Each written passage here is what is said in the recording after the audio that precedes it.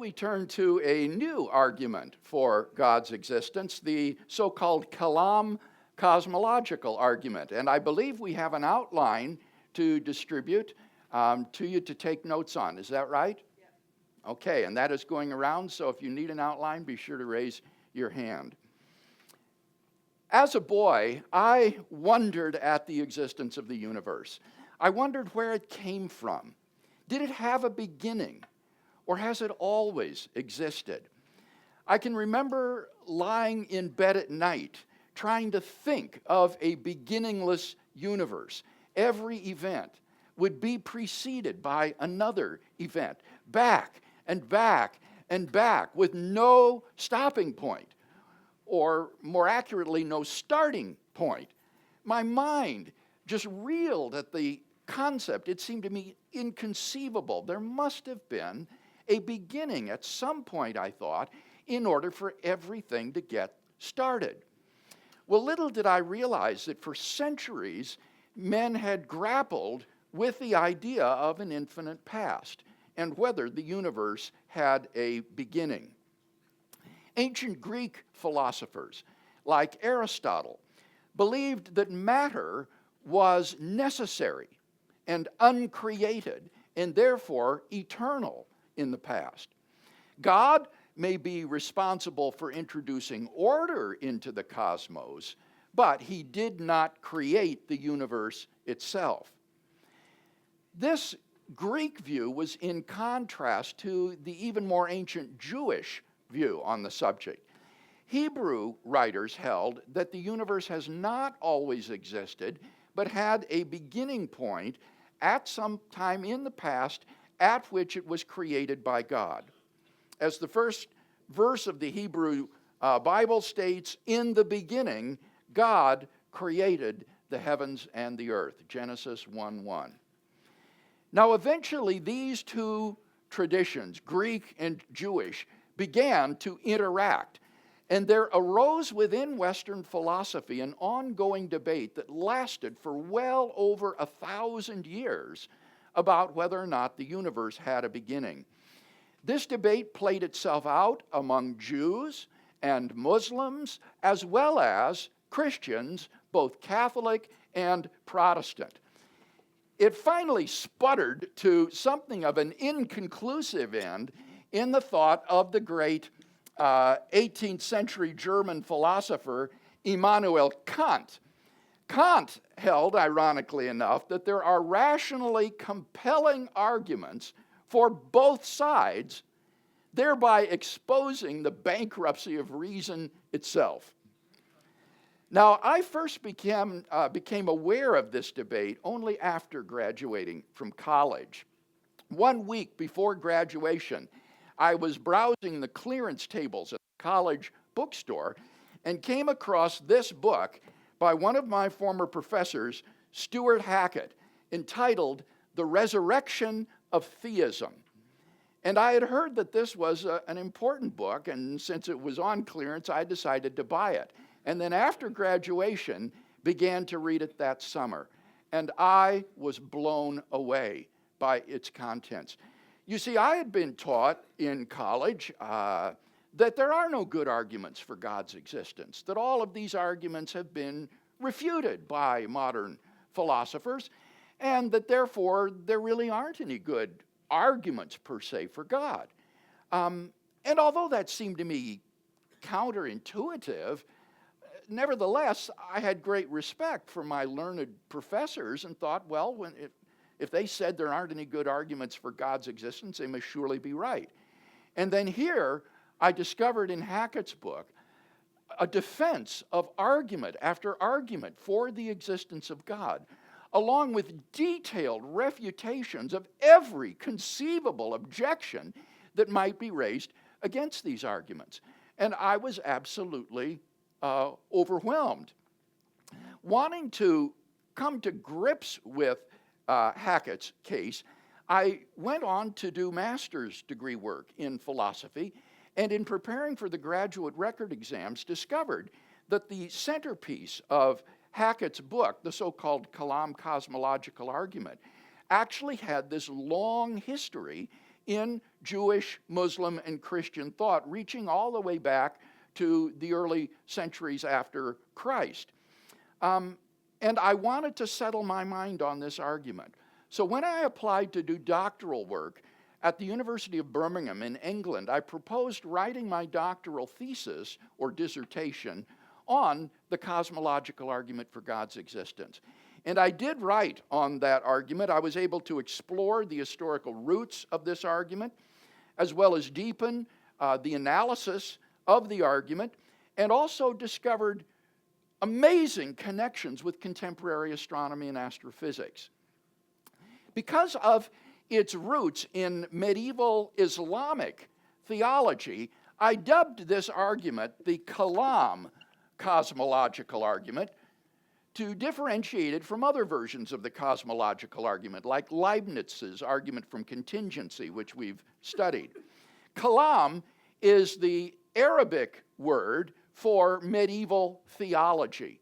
And it was medieval Islamic theology that developed this argument to a great degree of sophistication. This argument, the Kalam cosmological argument, largely forgotten since the time of Kant, is now back at center stage in philosophical discussion. The Cambridge Companion to Atheism, published in 2007, reports, and I quote, "Account of the articles in the philosophy journals shows that more articles have been published about the Kalam argument than have been published about any other contemporary formulation of an argument for God's existence. Theists and atheists alike cannot leave the Kalam argument alone." End quote. Well, what is the argument which has stirred such interest? Let's let one of its greatest medieval Muslim proponents speak for himself.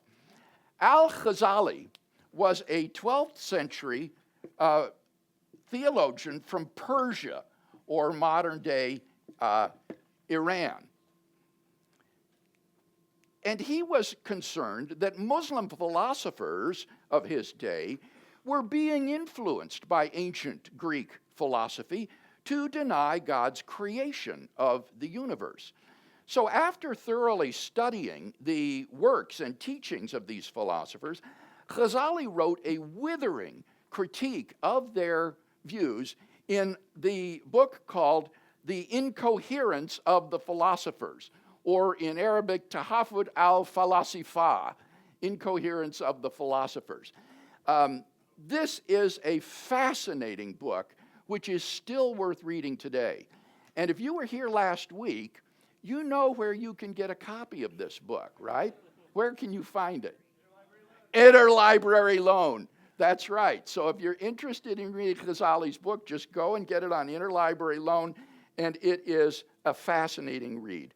In this book, Ghazali argues that the idea of a beginningless universe is absurd. He argues that the universe must have had a beginning, and since nothing can begin to exist without a cause, there must be a transcendent creator of the universe. Ghazali formulates his argument very simply. Let me quote from him directly. He wrote, "Every being which begins has a cause for its beginning. Now the world is a being which begins. Therefore, it possesses a cause for its beginning." So, Ghazali's reasoning involves three very simple steps.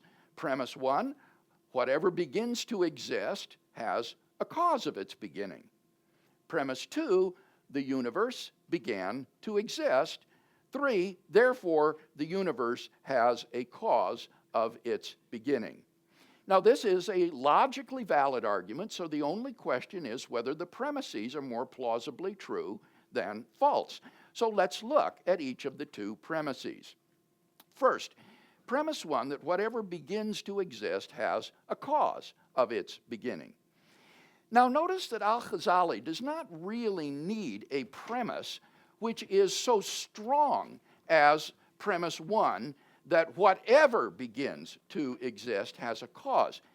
His argument can be more modestly formulated as follows. Premise 1 prime. If the universe began to exist,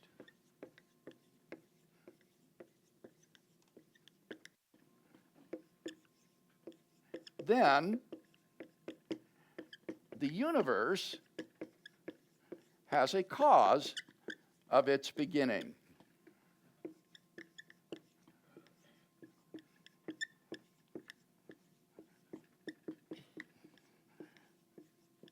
This more modest premise doesn't state that everything that begins to exist has a cause of its beginning, but simply that if the universe began to exist, then the universe has a cause of its beginning. And this more modest version of premise 1 will enable us to avoid all of these distractions about whether or not subatomic particles, which are the result of quantum decay processes, come into being without a cause. We can just leave that issue aside as irrelevant to premise 1 prime. This alleged exception to premise 1, whatever begins to exist has a cause, is not relevant to 1 prime. Why? Well, because the universe comprises all of contiguous space-time reality, all of physical reality.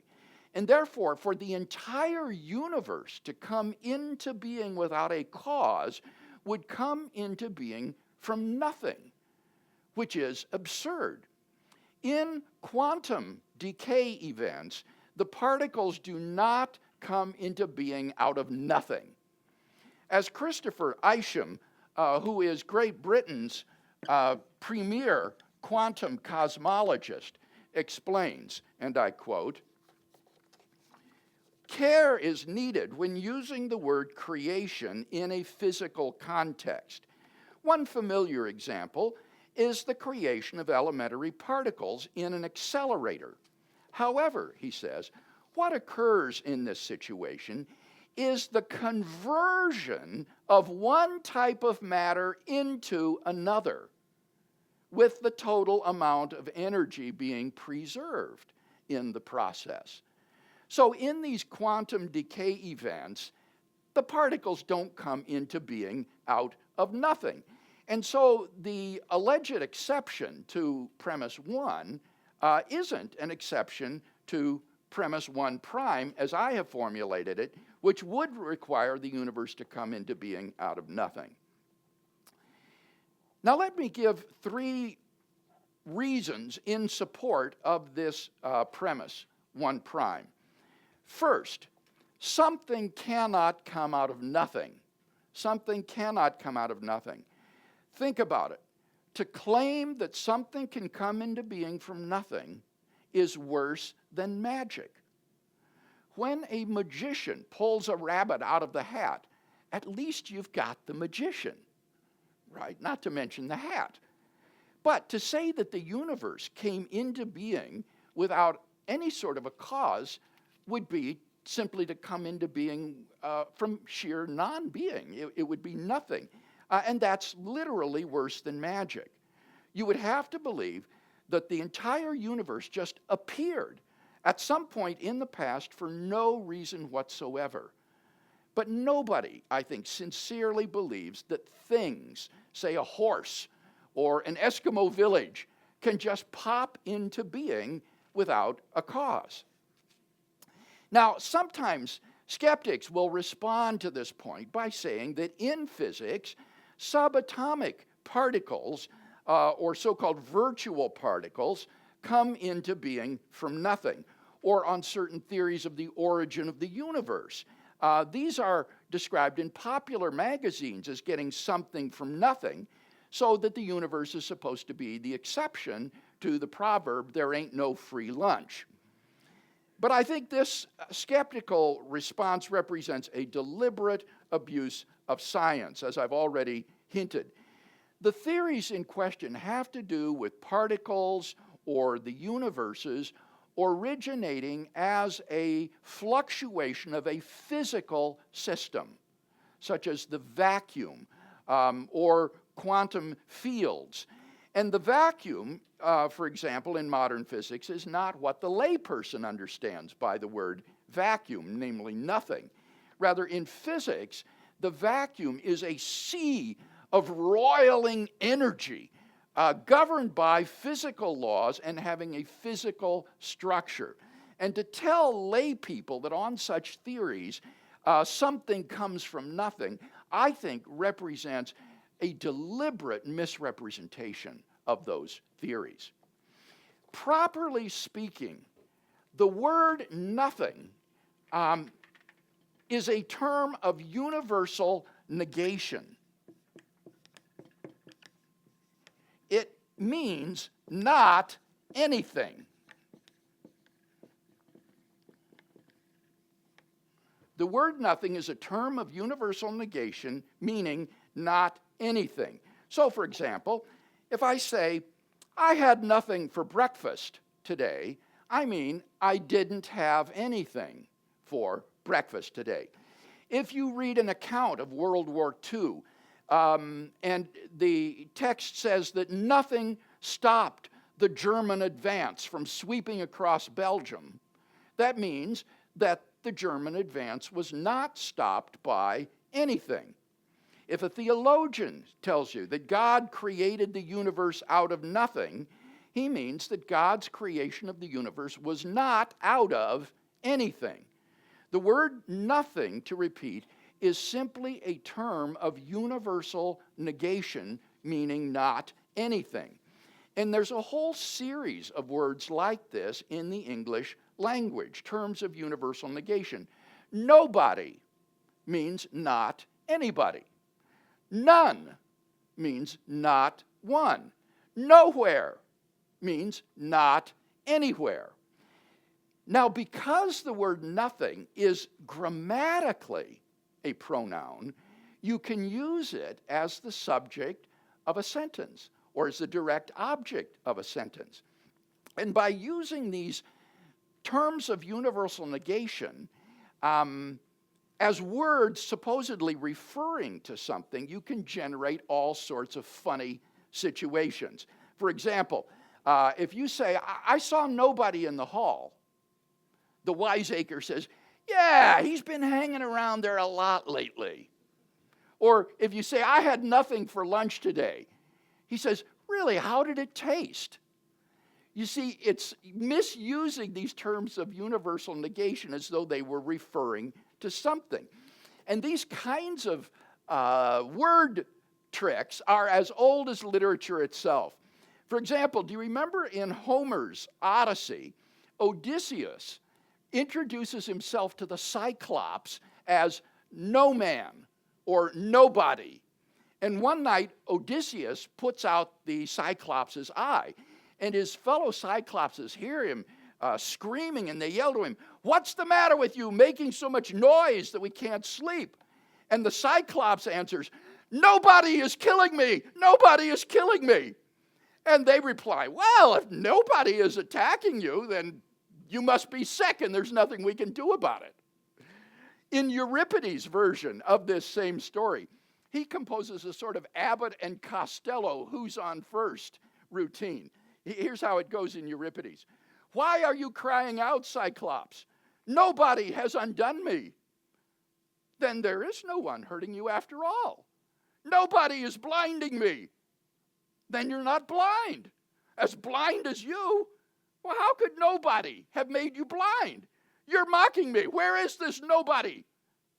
Nowhere, Cyclops. The use of these terms of negation as substantive words referring to something is a joke. It's a joke.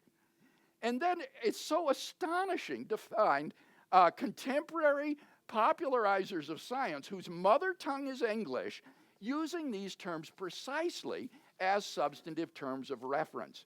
For example, Lawrence Krauss, a fine physicist, has told us with a straight face, for example, and I quote, there are a variety of forms of nothing, and they all have physical definitions. Or again, the laws of quantum mechanics tell us that nothing is unstable. 70% of the dominant stuff in the universe is nothing. There's nothing there, but it has energy.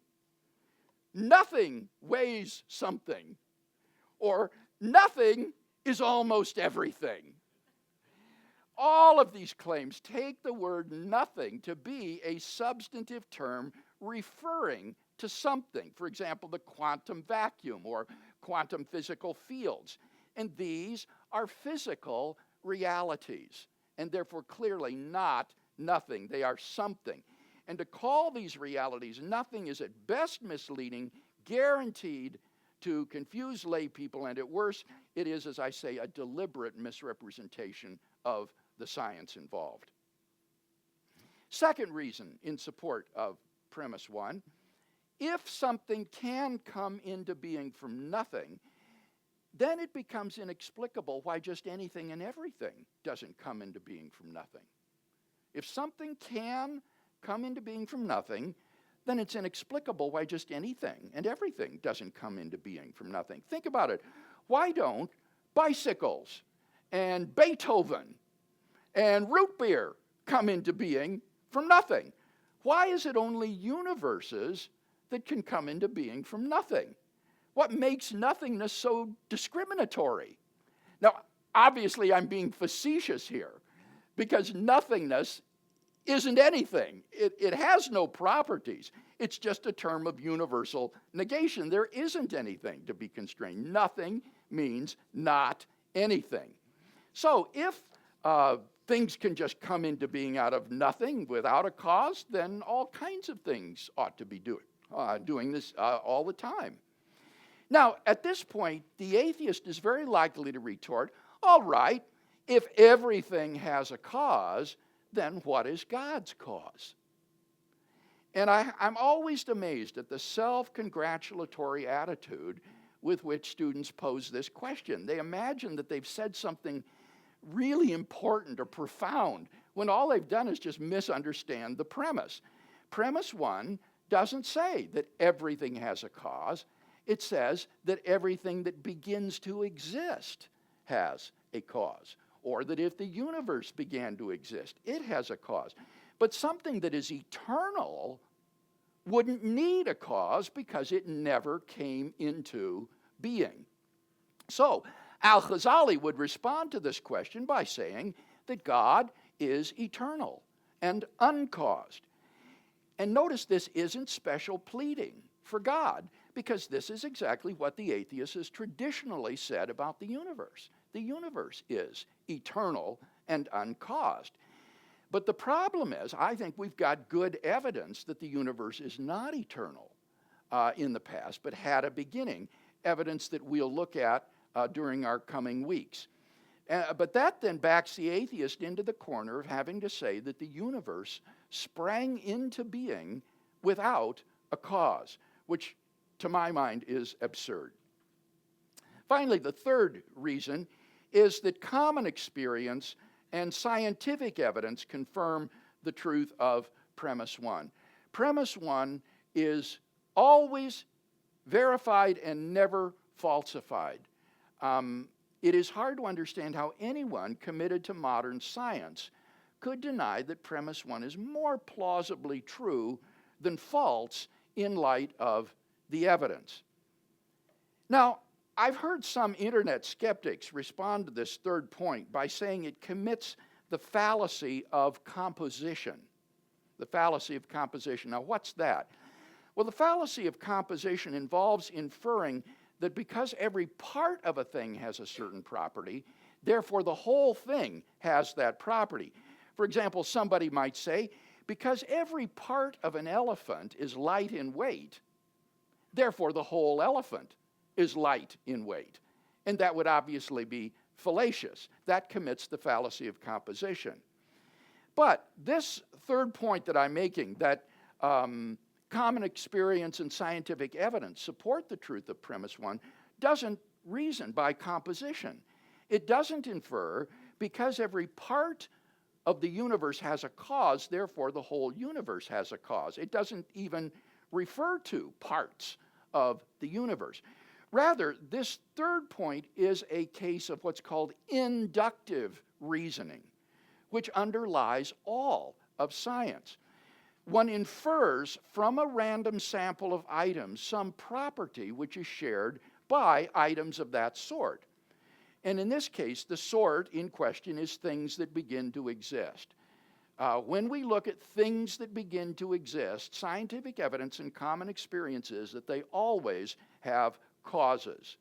So the generalization, whatever begins to exist has a cause of its beginning, is a very powerful inductive inference. You infer this general truth based upon a random sample of typical cases. So this objection is, I think, just based on a confusion between inductive reasoning, which is sound reasoning, and reasoning by composition, which is fallacious reasoning. And this third argument is not an instance of reasoning by composition.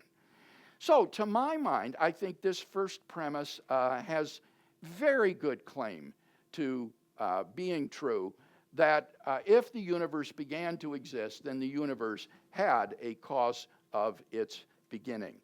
Any discussion about that first premise or any of the arguments that I've given in support of it? Ben? Under the Christian worldview, is it accurate to say God brought the universe into existence out of nothing?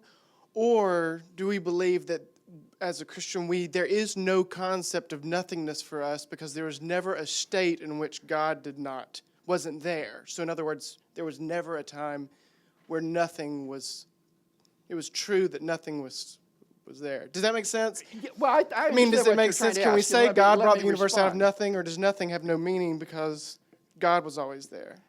The Christian view of creation is called creatio ex nihilo, which is Latin for creation out of nothing. But as I explained in my examples, when the theologian says that God has created the universe out of nothing, what he means is he did not create it out of anything. Okay. God created the universe, but he didn't create it out of anything. Here's a way to think about it. Aristotle distinguished between different kinds of causality, such as efficient causality and material causality. Mm-hmm. Michelangelo is the efficient cause of the statue David. He sculpted it. He produced it. He is the efficient cause of that statue. The material cause of the statue is the block of marble that he used. That's the material cause. Michelangelo is the efficient cause. In creation ex nihilo, God is the efficient cause of the universe, and there is no material cause. So that's the way to think about it. It isn't as though there was something called nothing, and God made the universe out of it. That commits this fallacy of using the word nothing as a referential term. Rather, it means not anything. There was no material cause. Yes? I was hoping you would bring up the Aristotelian causes. I don't know. I'm not like a expert on this stuff. Do we have any examples of creatio ex nihilo other than the universe? I mean, you give the example of Michelangelo, Yeah. but that's efficient and material cause. Yeah. I have a question of the week on our website, reasonablefaith.org, where I discuss this. From a Christian point of view, creation out of nothing is unique to God alone, so that there is nothing else that has the power to create something without a material cause. One great medieval theologian, Scotus, said that the distance between being and non-being is infinite, so it would take a being of infinite power to create from nothing. So that this is not a power that creatures have. Only God has the power to create ex nihilo. We have the ability to reshape material things so that a carpenter can create, say, a chair using the lumber, but he can't create ex nihilo. Now, if you're willing to run with me a little bit on this, though, one can furnish some possible examples, though they're very unusual. In this class, we've often talked about abstract objects, like numbers and sets and properties and so forth. Well, now, in philosophy of aesthetics, there is a similar debate over the existence of things like musical compositions and literary productions. Tolstoy's War and Peace, many would say, can't be identified with any physical exemplar of that, because otherwise, if it were destroyed, then the novel War and Peace wouldn't exist. Or Beethoven's Fifth Symphony can't be identified with any particular series of ink marks on a piece of paper. Rather, these are abstract objects that have instances or exemplars in the world. These physical books and physical scores are exemplars of an abstract object, which is the Fifth Symphony or War and Peace. That's what some aestheticians believe. But they also believe that Beethoven created the Fifth Symphony.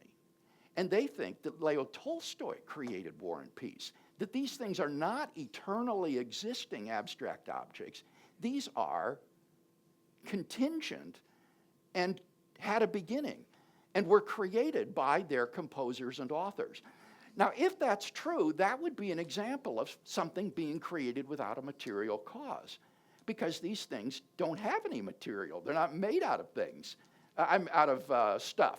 So if you can entertain that idea, this would be an example of creation where you would have an efficient cause but no material cause. Here's one more example for you that's provocative, suggested to me by the physicist Jim Sinclair. In contemporary cosmology, space is expanding. It's not that the galaxies are moving away from each other in a pre-existing empty space, like particles in a big empty box. Rather, space itself is expanding. And space is a physical thing that has physical properties. So where does the new space come from as the universe expands? You're getting more and more and more space as time goes on. It doesn't come out of anything. It would be another example of something that's created ex nihilo. So that would be a possible illustration of something where you would have an efficient cause, but you wouldn't have a material cause. Now, I'm not suggesting by any means that these are knockdown examples, but I think they're thought experiments. They're illustrations that can help to provoke us to think about the idea of creation ex nihilo and can make it more intelligible and more understandable. Thank you. All right, I think we've got time for one more question in the back there along the wall. It's interesting you associated contingency with the beginning of the universe. Immanuel Kant said that if something is assumed to be contingent, we have to, it's just an analytical truth to say that it has a cause. So couldn't we say, cut to the chase and just say that this premise is analytically true? That if it is... Okay, now let's be careful here. An analytic truth means it's true by definition, like a bachelor is an unmarried man. And Kant did not think this causal premise is true by definition. On the contrary, he said it is a synthetic truth, not an analytic truth. He called it a synthetic a priori proposition. That is to say, it is a universal, necessary truth, but it's not true by definition. It's an informative truth. So the idea that whatever begins to exist has a cause, or more modestly, if the universe began to exist, the universe has a cause, that is not true by definition. That is an informative truth for which we would look for evidence in order to believe it. All right. I will be back next Sunday, and we will then move to the defense of the really key premise in this argument, which is that the universe began to exist. Let's close with a word of benediction, please. Let me invite you to just bow your heads. Therefore, my beloved brethren, be steadfast, immovable, always abounding in the work of the Lord, knowing that in the Lord your labor is not in vain. The grace of the Lord Jesus be with you all. Amen.